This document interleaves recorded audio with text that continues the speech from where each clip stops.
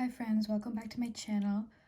So today I wanted to share my 2021 reading journal with you all.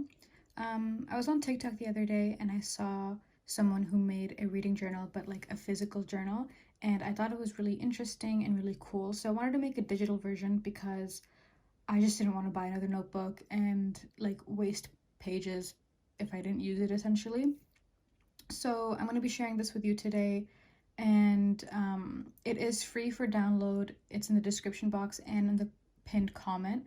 If you go to the Gumroad page, all you have to do is add it to your cart, put in your email, and then it'll get sent to you. So feel free to download it now to follow along or download it after. But this is basically what I've created for you all for this upcoming year. So I personally do have Goodreads, like the book tracking app, but I also like the idea of having a journal like this. I don't know why. I feel like it's just a lot more fun and creative and a little bit more personal.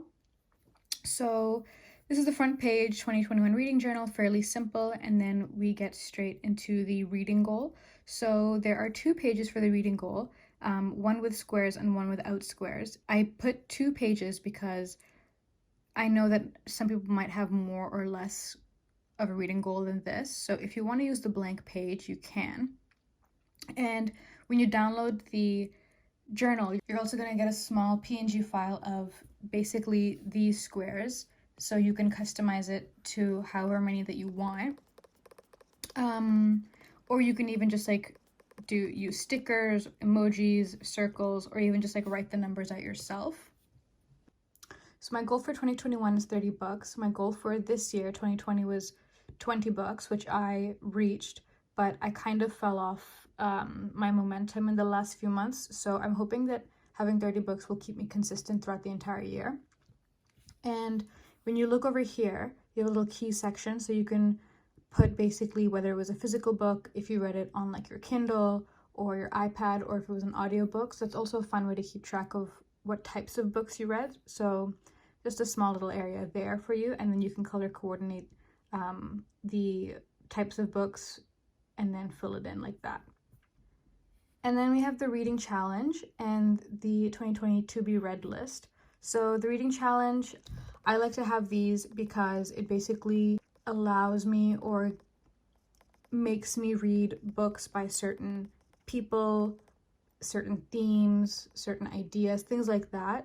So whether or not it's something that I usually wouldn't have read, at least I know that I've read one type of book like that in that year.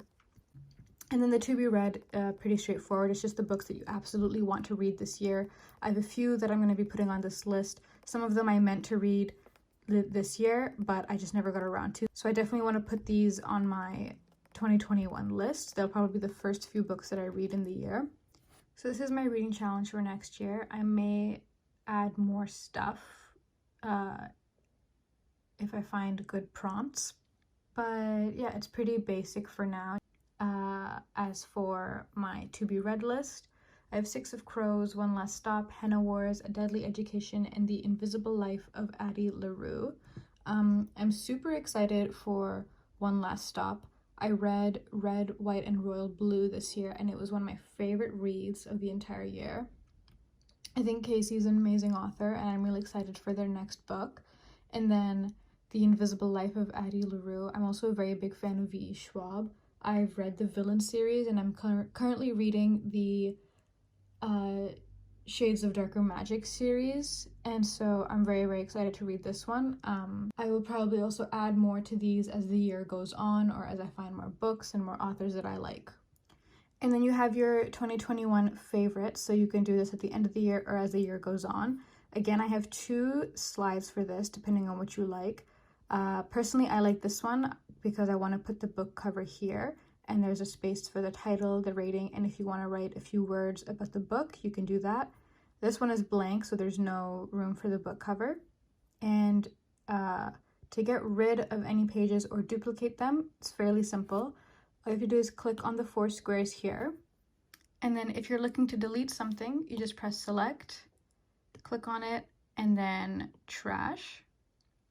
And if you're looking to copy something, you select it, copy, you press done, you're going to go down here, press the plus, and then paste the page, and then you can reorganize it as you need. So that's basically how you're going to get rid of whichever reading goal you don't want and the favorites that you don't want, or any other pages that you don't really need, and then the pages that you want to copy as well in the future. So then we have the monthly stats page. This is also pretty straightforward. It's just an easy way to keep track of the amount of books you read and the amount of pages that you read throughout each month. And then you get to your monthly pages. So this side of the page is also fairly simple. You just write the book title, the date that you finished it, your rating, and the genre of it. And then this side is where you can keep track of how many pages you read every day. And it's completely customizable to your own reading goals. So at the bottom, there's another key here. So you can put how many pages you essentially want to read every day. I know some people read upwards of 100 pages a day, but for me, anywhere between 10 to 50 pages is more manageable and more realistic for my attention span. So what I'm gonna do is I'm gonna take a blue color because I like to match the colors for each page. Okay, and then I'm gonna write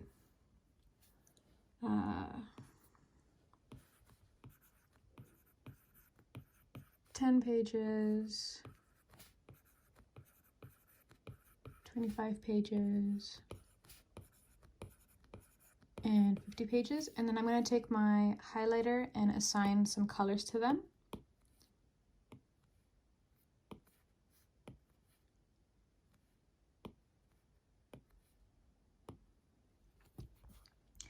And then, so anytime I read about 10 pages, say I read 10 pages on the 1st of January, I'll fill that in, and then so on and so forth, just according to what I've read.